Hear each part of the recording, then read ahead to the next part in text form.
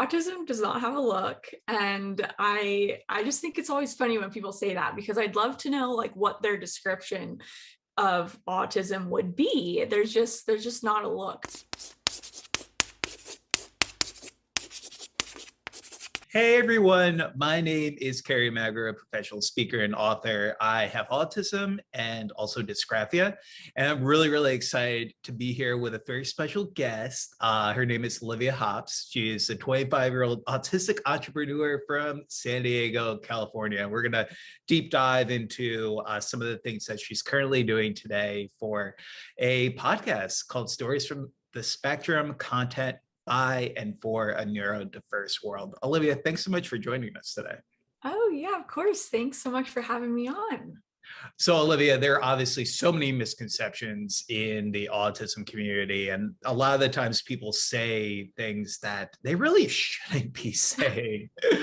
Oh well, you must be really high functioning, like, oh, you don't look it, and then so you must be really high functioning, which is kind of a backhanded compliment in my opinion. I'm sure you agree, because they're basically saying, oh, okay, you have autism, but it must not be that bad. It must not affect you that badly because you can appear so normal, even though they have no idea that we're masking and everything that we go through. So that's, the next one that can be, pretty irritating for sure. Another thing I'd say, number 3 would be don't ask if we were vaccinated as a child. It's kind of a personal question. It's like, it's like, even regardless of autism, who is like brings that up, especially with COVID-19. It's like, we're not going, it's like, have you been vaccinated? Have you got the booster? Blah, blah, blah. Right. I know it's a medical question. It's personal, it's private. And obviously there's no research linking being vaccinated with having autism. I don't even know how that got started really. But yeah, it's just kind of silly and shows that they're very uneducated. And it's just like I always say, my mom says too, like I came out how I am, like no external factor like changed me along the way. Yeah. So don't do that. Number 4, I'd say don't let's see, I'm trying to think of another bad one. Yeah, there's some crazy ones out there in their community. You hit 3 really good ones. I mean, yes. Oh, go ahead. Oh, no. Another one is when they say like, oh, you must have been misdiagnosed. Like you need a second opinion. Like, okay, you're not a doctor and you know nothing about me. Or if you do, it's just what I'm presenting to you on purpose, because I can mask so well. So yeah, those are definitely irritating ones. Do you have a 5th one that I've missed that is really bad? Yeah, I mean, you hit the nail on the head. I mean, I think all 4 of those, I mean, make a lot of sense. I think other than that, it's like the whole sense of like, oh, you have autism, but you look so normal. And I just think to myself, like, what is normal supposed to look like? What are we supposed to do with that conversation? Exactly. But yeah, so no, I absolutely agree. So Olivia, so obviously there's so many things you shouldn't say, but there are also some great, like, I mean, there's some great books, there's some great films out there in our autism community coming out today. The entertainment world is kind of really seeing autism and being able to highlight a lot more, especially right now in 2022. What are some of like your recommendations? What is something you're reading right now? Maybe like, tell me a little bit about that. Yeah, so when I first discovered that I may be autistic, the first thing I did was order a book called Asperger by Rudy Simone. Really awesome book. I really liked it. It was a very easy read. Olivia, who are some advocates you currently look up to in the community? Are there anyone that you're following on social media maybe? Tell me a little bit about that. Yeah, well, first and foremost, I follow you, and you're, of course, one of my favorite advocates. What you do Shameless is plug. incredible, Shameless and plug. I mean it. It's not just because you're interviewing me. I completely mean it. I love always getting to chat with you. You're so knowledgeable, and so you're awesome. So very much you. I also follow some YouTubers that I really like. I follow someone, I'm not even sure what her real name is. I mean, possibly, let's see. Her YouTube, it's really grown. It's one of the first YouTube channels that actually watched when I first thought that I may have autism. And she goes by the name, her name's Sam. Is Lumen. Her name's Sam. Yo Sam D Sam. And Cool. she is British, but she lives in the Netherlands, I believe. And she's awesome. She's super, super valuable information and videos. And she does a lot about girls on the spectrum. Another YouTuber, the Aspie World, his name's Dan. He's super awesome. And he talks, he has, yes, he's awesome. So, and he has a lot of resources on girls too, which is awesome. And then somebody that I'd like to mention is a YouTuber, and unfortunately he passed away, and just in December. But I'd love to mention him because his videos were some of the first that I watched as well when I first discovered that I may be autistic, and he really inspired me to go down the diagnosis path and start my own YouTube. And his name was Indie Andy on YouTube, and he's from England as well. So his videos are still up and super, super resourceful and amazing. So I highly recommend checking him out. I kind of mentioned before we jumped on about girl autism. So talk a little bit about just like what you're hearing about in the community and why this is such a popular topic right now. Yeah, I think it's such a popular topic because finally more and more women and girls are getting diagnosed, and it's become a buzz topic because we're finally realizing, you know, what autism really looks like in girls, and like, oh, holy moly, we've really missed a lot of now grown women that grew up their whole lives and have lived their whole lives without knowing that they were autistic, how their brain works. And, you know, I get comments on my YouTube videos all the time from people, or women specifically, of all ages, getting diagnosed in their 60s or 70s, 80s. And it's like, that's so awesome. But it's also really frustrating and sad because these women had to live their whole lives without knowing. And so I just think there needs to be more and more research done on girls, and get, you know, doctors and specialists better educated on what autism in girls looks like, so that one, more and more women can figure themselves out like I did at 24, and two, so that younger girls can get diagnosed when they're children, so they don't have to go through all the trauma and unknowing while growing up unknowingly autistic. Yeah. So Olivia, tell us how we can learn more about you after we jump off today. What are the social media channels we should follow? And you just tell us a little bit about that. Yeah, so I'd love for you to check out my YouTube channel, which is just under my name, Olivia Hops. You can follow me on Instagram at Olivia Hops, and you can check out my website, which is oliviahops.org. And on that website, you can purchase my cookie dough business course I was talking about, and just learn a little bit more about how to be an entrepreneur as an autistic adult. Awesome. Well, Olivia, thank you so much for joining us again. Everyone tuning in, stories from the spectrum, content by and for a neurodiverse world. And we'll see you next time.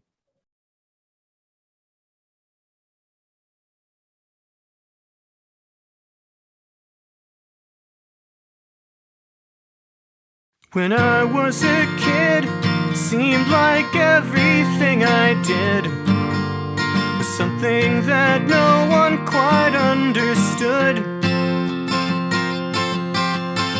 I'm a grown man now, but I still feel somehow. Sometimes it seems my efforts are no good,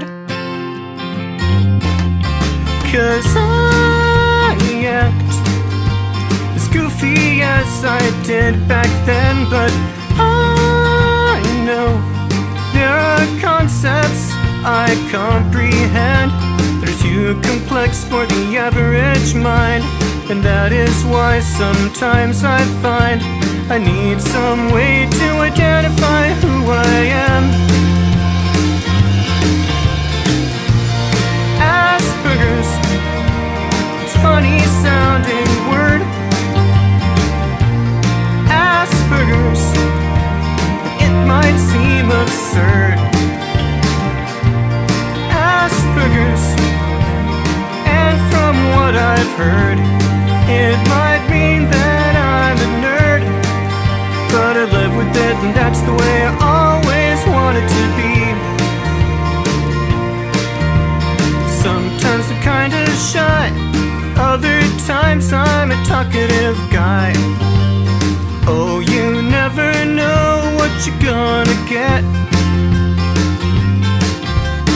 Sometimes what I say might not seem so great, but hey, why waste your life always living with regret? 'Cause I want sometimes to be part of the crowd, but I think individuality should be allowed. If I wanna have a little fun, who says I can't hang around with someone? 'Cause now I know just who I'm meant to be. Asperger's, it's a funny sounding word. Asperger's, and it might seem absurd. Asperger's, and from what I've heard, it might mean that I'm a nerd, but I live with it, and that's the way I always wanted to be. It's been a long, long road, but it's all I've ever known. I've been reaching for the sky for years and years, but I still don't feel quite fully grown. Asperger's, it's a funny sounding word. Asperger's, it might seem absurd.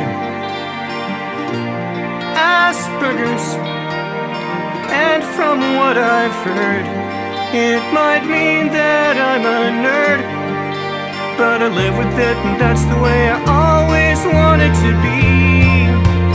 Yeah, yeah, yeah, yeah, yeah. Asperger's, it's a funny sounding word. Asperger's, it might seem absurd. Asperger's, and from what I've heard, it might mean that I'm a nerd, but I live with it, and that's the way I always wanted to be.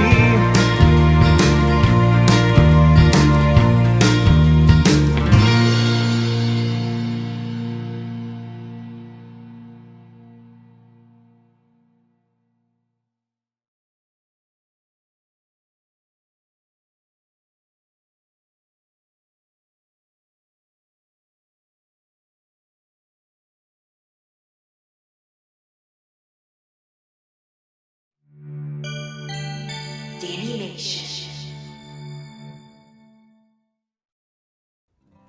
Welcome back! Now I'm going to talk about how I got to be where I am today. I was nonverbal until I was 5 years old. Well, almost 6. At that time, all I did was repeat words and sounds. It is called echolalia. My family now jokes that I started speaking at 6 and haven't shut up ever since. As a child, my mom figured out on her own that I had autism by reading tons of books because the internet was just getting started at that time. She recognized some of the autism signs like spinning around, repetitive movements, and strange noises I made. I used to line things up and I climbed everywhere I could climb. She would often find me way on top of the tall bookcase we used to have. Luckily, it was fastened to a wall. There were many challenges that followed when I was finally diagnosed, and my family were told not to expect much from me. That I would never have friends, that I would never finish high school or have a career, along with many more dreadful outcomes that my family should prepare for. In March 2009, my company Dani-Mation Entertainment was fully launched with the assistance from my aunt and uncle. My original goal for Dani-Mation was to just be like many major studios like Disney or Warner Brothers. However, I encountered the grim statistics of people with disabilities. It was unacceptable because I knew those statistics applied to me, so I changed my focus. The same year when I launched Dani-Mation, my family introduced me to Toon Boom Studio and Adobe Premiere Elements to help me better animate and edit. At first, my uncle showed me the basics of using Toon Boom. Since I was used to other softwares like MS Paint and Adobe Photoshop, I quickly learned how to use Toon Boom. Within a couple of weeks, I already learned way more than my uncle could teach me. Because my uncle is an entrepreneur himself, he explained to me the business side and the importance of partnerships. In the fall of 2009, I began my partnership with Joey Travolta's Inclusion Films. Joey Travolta was the one who gave me the first animation gig, my first animated short Ia's story. I also got to work on a couple of projects at Inclusion Films, like the animation segments for a music video called The Cave by Scott Seagal's band Arrest My Sister. I illustrated and published 2 books, Danny and Goliath and Richie and Goliath, animated an anti-bullying PSA called Heroes Only Exist in Cartoons, and an opening sequence for a show called Mia's Makeup Corner, along with many others. In the summer of 2011, Joey Travolta invited me to teach animation to children and teens with autism across the country at film camps in Jacksonville, Florida, Tenafly, New Jersey, and Detroit, Michigan. Then the next year at San Diego and Moraga, California. I owe a lot to Joey Travolta. He has helped me be where I am today. Later, since 2012, I branched out on my own to teach animation at OCALI, the Ohio Center for Autism and Low Incidence in Columbus, Ohio, then at the Center for Autism and Dyslexia in Findlay, Ohio. Then, in 2014, I began to teach Arts for All Florida's Animation Gets Real in Tampa, Florida, which later expanded its locations to Miami, Florida's North Dade since 2017 and South Dade since 2019. So far, I have taught over 2,500 youth with autism at over 12 locations, including the Dani-Mation UK camp at the University of Plymouth in 2019. It was right before the pandemic began in 2020, where I quickly had to transition from teaching animation in person to online. Today, we are providing free weekly classes and one-on-one sessions on Zoom for transitioning youth with different abilities, including autism. This year in 2022, we are finally bringing back in-person animation summer camps. I also spoke and keynoted at autism events like the Fred Conference, the National APSI Conference, and OCALICon in 2014, Temple Grandin and Friends at Club Nokia, and the Oklahoma Statewide Autism Conference in 2015, the Alaska Autism Resource Center Roadshow in 2016 and in 2017, the Autism and the Arts Conference at Damon College in 2017, and most recently, ABC of North Carolina's Gourmet Lunchbox Luncheon in 2021, just to name a few. In addition to teaching animation and public speaking, so far I've illustrated and published 6 books and produced a total of 13 short films, 10 of them that premiered at San Diego Comic-Con, including the Easter Seals Disability Film Challenge Editor Award-winning short, The Home Office. How did I get my students to be part of the challenges like Easter Seals? Some are from my summer animation camps and others are from my one-on-one sessions. First, I examine the student's strength, provide the classes that will improve their biggest strength, and see if they're capable of animating a 1-minute short film. Once we find or develop the student's strength, we put students into animation challenges, teaching them the importance of teamwork and deadlines. After we won for Best Editor, the Disability Film Challenge has opened so many opportunities. One is an invitation to submit via Film Freeway our film The Home Office to the Marvels of Media Awards at the Museum of the Moving Image. And we were selected! That's how I got this film to be shown at the Museum of the Moving Image's Marvels of Media exhibit. This year, my team of 18 people, including my students at Dani-Mation, entered the 2022 Easter Seals Disability Film Challenge in the theme of superheroes. This film is called Super Nachos Supreme. It is about 2 guys about to embark on another chill night of gaming and grubbing on the couch after they ate those weird gas station nachos that grant them superpowers. The boys suit up and set out to save the day their way. But when they try to do good, they're so bad at it. You can see it at the Easter Seals Disability Film Challenge YouTube channel, Instagram, and Facebook, and it's coming to film festivals near you. Fast forward today, I've overcame many obstacles to earn my BFA in animation and an MBA in Global Strategy and Leadership in 2020 from Woodbury University. Now I am striving to get my PhD in Positive Developmental Psychology, focusing on autism with a thesis on how my animation company made a positive impact to the autism community. One last thing to say. Remember, push yourself because no one is going to do it for you. However, that does not mean you cannot get help and assistance from others. Nobody does it alone. Get a strong team behind you of people that really believe in you and your mission. Go to many events and conferences to help you build your passion. And don't listen to the naysayers. If they say you cannot do this or you cannot do that, just look straight at them and say, "Yes, I can and I will. Just watch me." So my advice to all of you, if you don't have a passion, find one. And it's okay to ask for help. Remember, anything is possible. If I can convert my passion into a career, so can you. For more information about our animation workshops and one-on-one sessions, ignite the magic with us at Dani-Mation-Entertainment.com or follow us on our social media.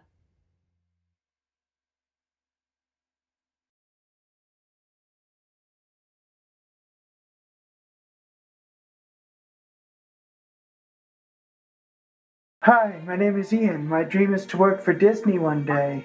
I like being creative through theater and animation. I want to be married someday, find true love, and just be happy in life. But this year, times have been tough. Because of that, I want to tell stories to help make people happy and help them stay positive. What's that? I walk to the door, and there's a postman. Not the normal postman, but a different postman. He says, "Are you Ian? I have a special delivery for you. Here you go, sir." And he hands me a letter. "I think things are going to look up for you soon," he says, and winks. The envelope reads, "Your happiness awaits." I open up the envelope, and out drops a beautiful stylus. As I hold it, I feel ideas beginning to flow through me. I start drawing, and once I've started, I can't stop. My stories begin to come to life and inspire me. This is what makes me happy. Watch out, world. Here comes happiness.